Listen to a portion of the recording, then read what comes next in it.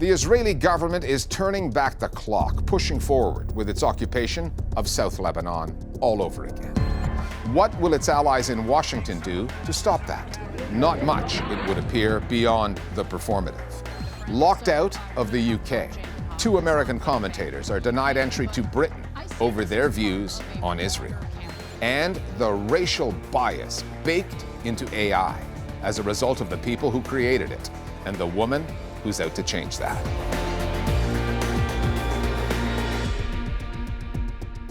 With the US-Israeli war on Iran bogged down in negotiations that keep falling short of a peace deal, we are turning our focus onto the most active war zone in this conflict, Lebanon. Israeli forces are in the southern part of the country in what looks like a de facto occupation, a case of history repeating itself. Entire neighborhoods there now consist of rubble, emptied of their people. Israel is threatening more airstrikes on Beirut, with Benjamin Netanyahu talking tough. But that's different than declaring victory, which the Israeli Prime Minister cannot do because of certain geopolitical realities, like the American president, Donald Trump, holding Israel back, since Lebanon is a key component in the delicate negotiations involving the US and Iran. And that does not sit well with Israeli politicians and commentators, since polls there indicate that 4 out of 5 Israelis support the war on Lebanon. After more than 2.5 years of a genocidal campaign in Gaza, Israelis just aren't used to this. The idea that their military can have limits imposed on it by its allies and backers in Washington. Lebanon has served different purposes for the different players in this war. If you're Benjamin Netanyahu looking for a way to sabotage any peace talks with Iran, Lebanon is the place to do it. You can get away with bombing Beirut, razing towns and villages in the south, killing more than 3,000 people, without provoking the kind of escalation that would seriously endanger Israeli civilians. If you're the Ayatollah in Tehran, or with the Revolutionary Guard Corps there, Lebanon remains a red line. Without peace in Lebanon, the war will continue. The Strait of Hormuz will stay largely blocked, and the odds of landing a lasting peace deal between Iran and the US will remain at slim to none. Israel has made very clear that it's opposed to ceasefires across the region. Benjamin Netanyahu thrives on perpetual war. Israel thrives on perpetual war, doing everything within its power to make a ceasefire impossible. And the arena in which Netanyahu can operate right now is Lebanon. And that's undermining the possibility of a ceasefire in Iran, in Lebanon, and across the region. And it's undermining publicly the relationship between Donald Trump and Benjamin Netanyahu.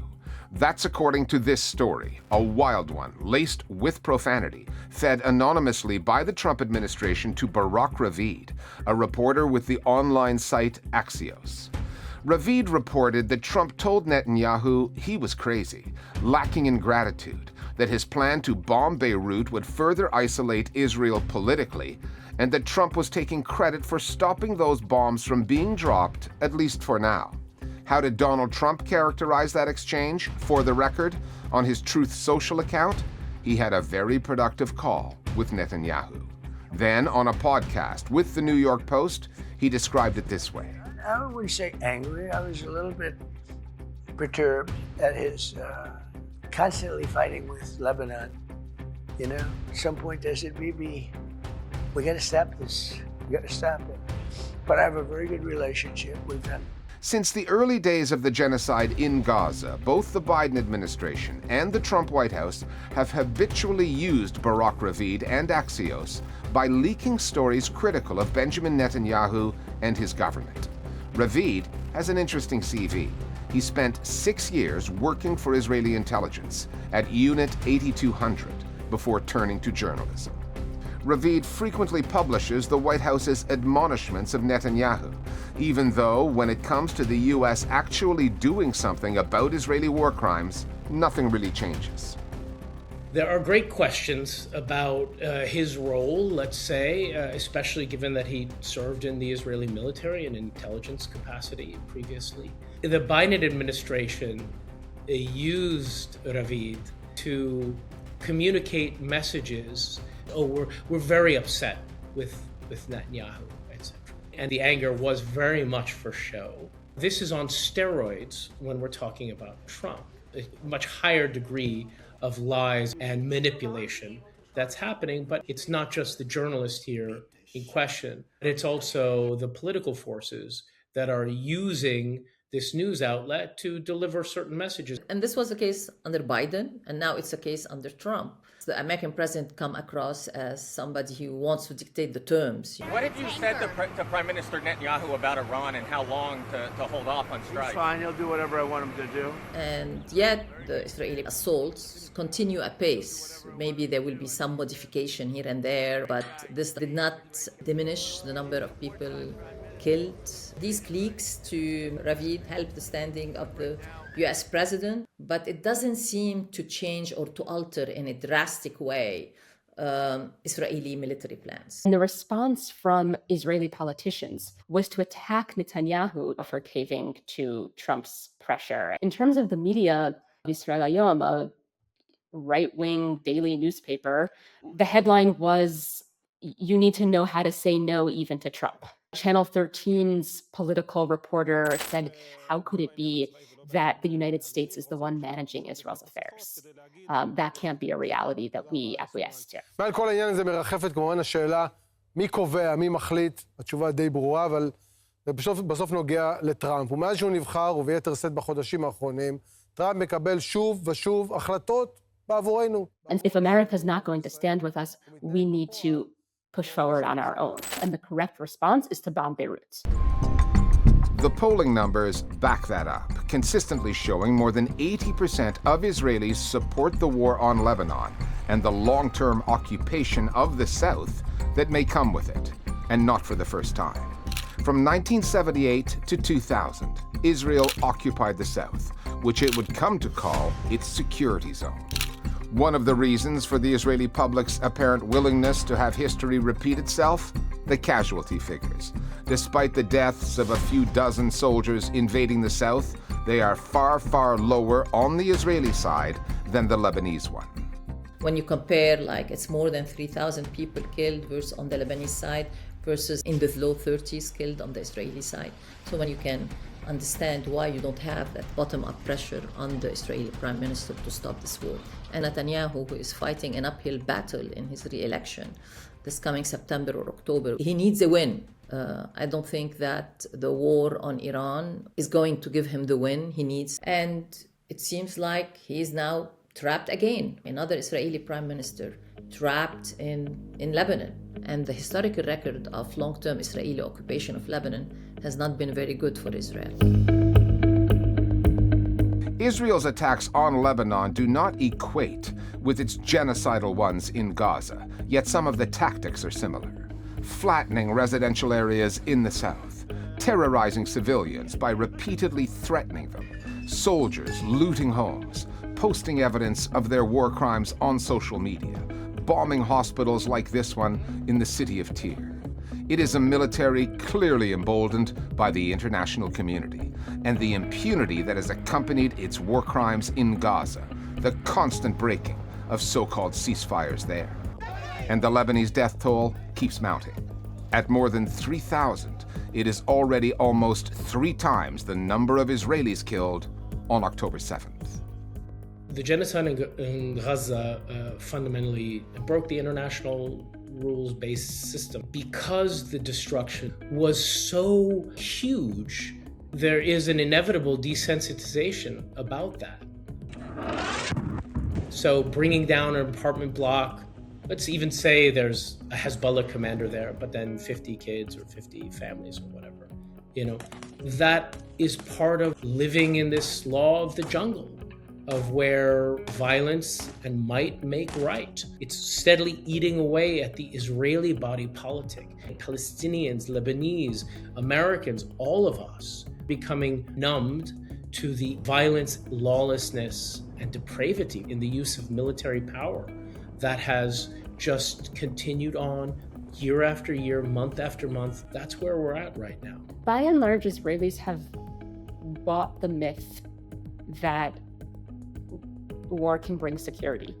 And it's something that reality proves is false again and again, but it continues to be the narrative that dominates Israeli politics. חיילים פצועים, הרוגים, וראש ממשלת ישראל מחכה לאישור מטראמפ להפציץ בדאחיה. And one of the reasons that Israel benefits from prolonged multi-front wars and chaos is that it allows Israel to hide. And so if you fight a war for long enough, Gaza drops from the headlines. If you're fighting against multiple foreign countries, certainly no one's paying attention to what's happening in the West Bank. If you create a global escalation with Iran, no one pays attention to what you're doing in Lebanon. So it allows Israel to make advances in all of these different arenas with far less global scrutiny. The authorities in the UK have been clamping down on protests and political activism, narrowing the space for dissent. This past week, 2 high-profile American commentators were the subject of a free speech storm in Britain when they were left on the outside looking in. Meenakshi Ravi is here with more. It was a case that made headlines on both sides of the Atlantic. Just days before they were due to speak at high-profile events in London, American political commentator Cenk and online streamer Hasan Piker, 2 of the most influential voices on the US left, with a combined audience of tens of millions, had their visas to the UK revoked. The official explanation was brief. Their presence, officials said, may not be conducive to the public good. It feels like the powerful in the US and the UK are starting to tighten their grip, and that they've lost the media wars. Both men are outspoken critics of Israel, its occupation, its wars, and US policy towards it. They were scheduled to appear at the South by Southwest Tech and Culture Festival and at the Oxford Union. If the government's intention was to limit the reach of the men, it had the opposite effect. The visa ban generated days of coverage and provided Uygur and Piker with new platforms, many of them British, to restate their views. Your critics claim that you're sitting dangerously close to the kind of language that's led to a huge amount of anti-Semitism on our streets. Do you ever question the language you use? No, not at all. I question whether it should be tougher. I mean, we're all going to ask ourselves later, what did we do to stop a genocide? This episode is not an isolated incident. It's part of a broader pattern. Since October 2023, thousands of people have been arrested in Britain in connection with pro-Palestinian demonstrations and protests against the government's designation of the group, Palestine Action, as a terrorist organization. For a Labour government that frequently contrasts itself with the political right and criticizes authoritarian tendencies abroad, its actions this past week have raised uncomfortable questions about how consistently those principles are being applied at home. As the Oxford Union put it in their statement, free speech does not require a visa. Thanks, Meena. Artificial intelligence systems are often trained on historical data, and the way history has been told has been shaped by the people recording it, their origins, biases, perspectives. So those AI systems operate in a feedback loop. Real-world experiences generate the data trains the algorithms, and those algorithms influence our perceptions.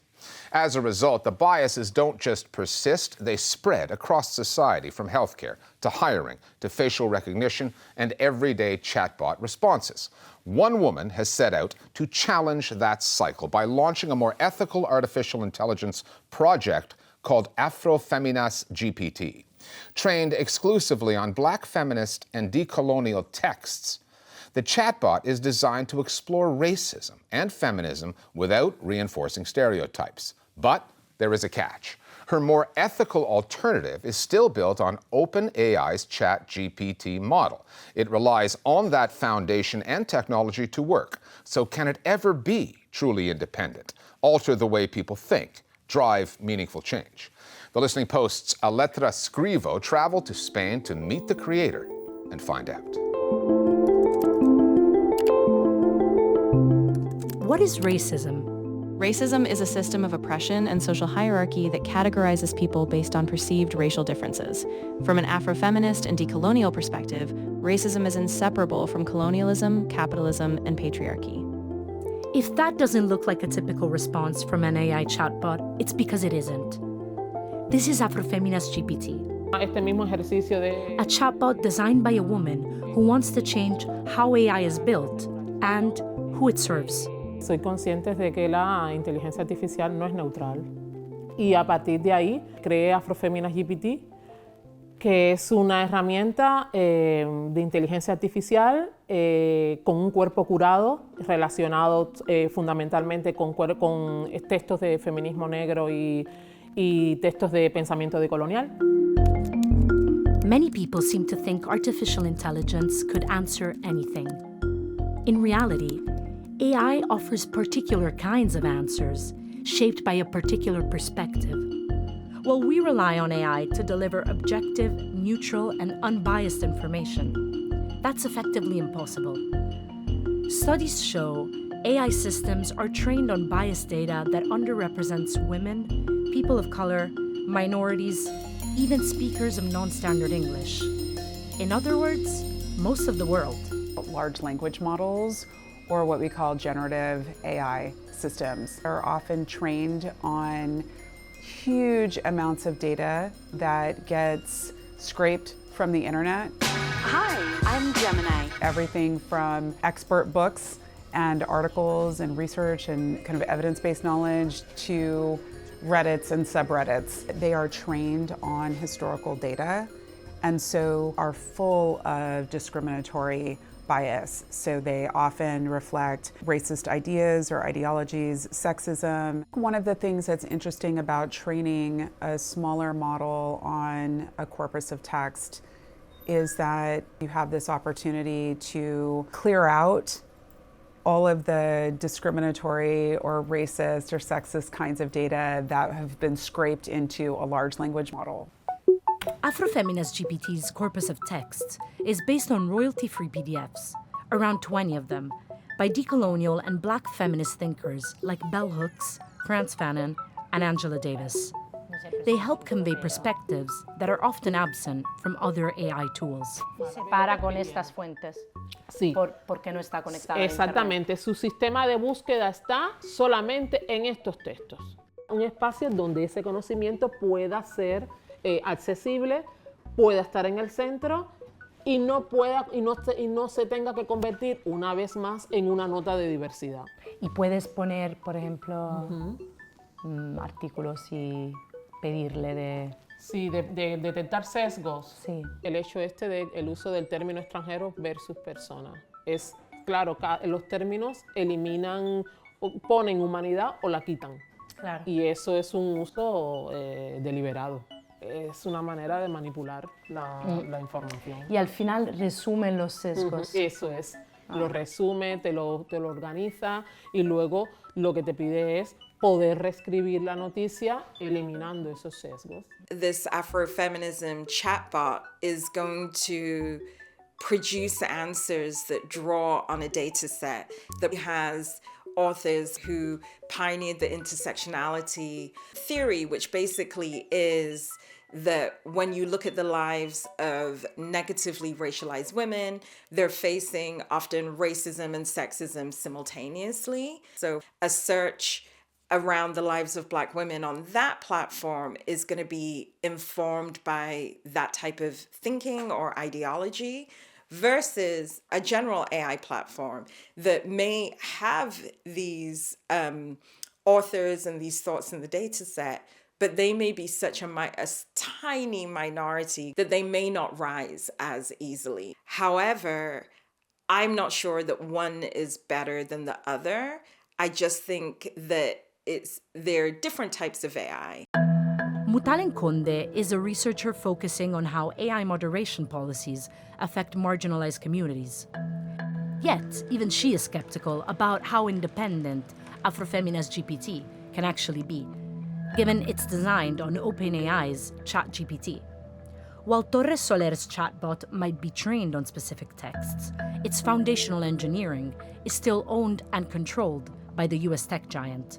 It's really up to OpenAI to decide how a platform that's derivative of theirs runs.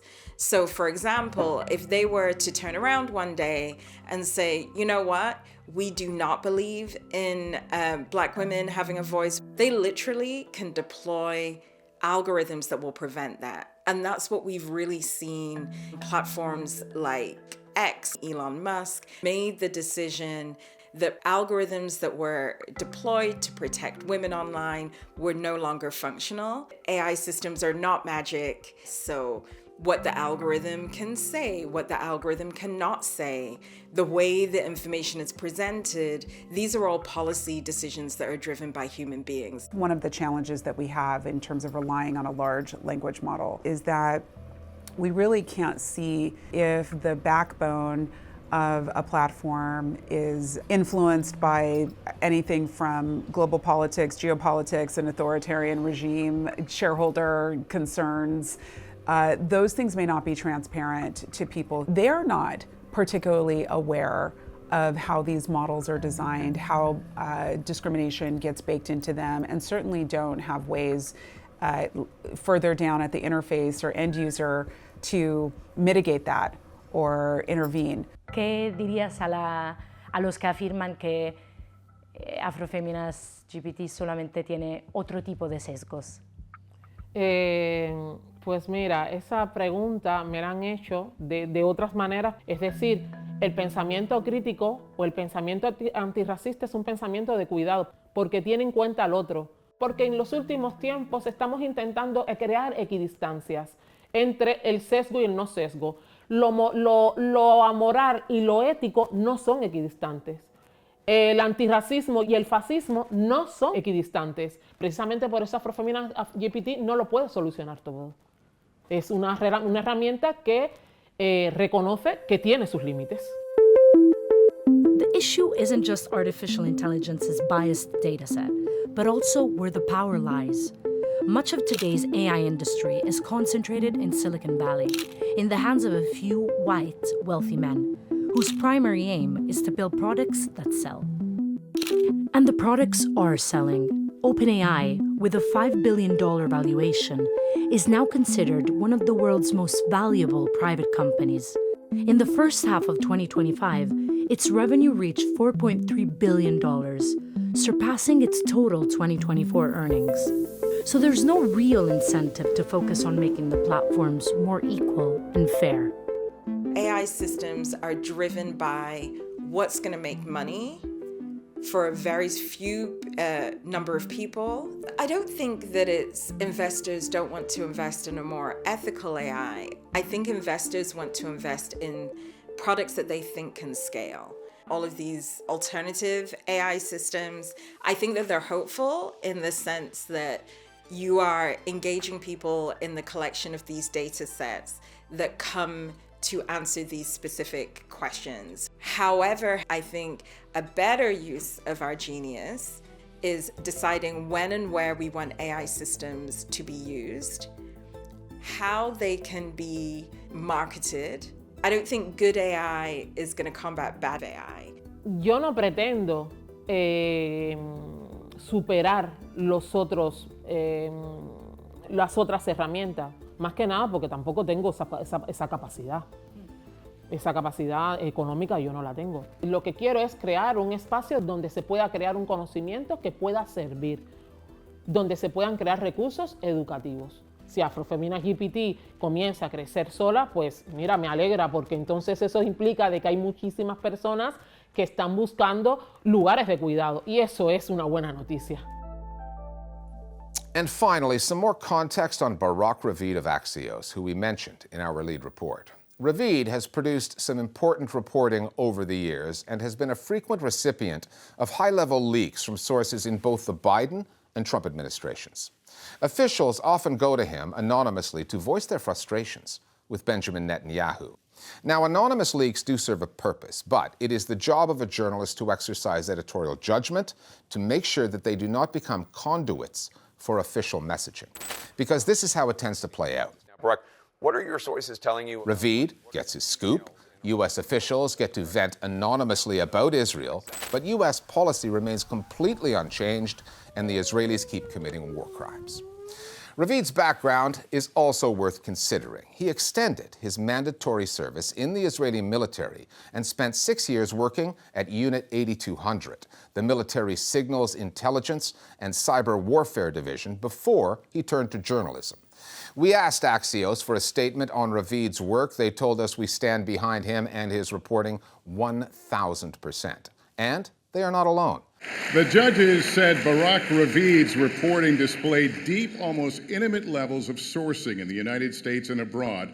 In 2024, Ravid won an award for overall excellence in his news coverage from the White House Correspondents Association. In attendance that night, Joe Biden, an American president at an event posing with an ex-Israeli intelligence officer turned journalist, thanking him for his service.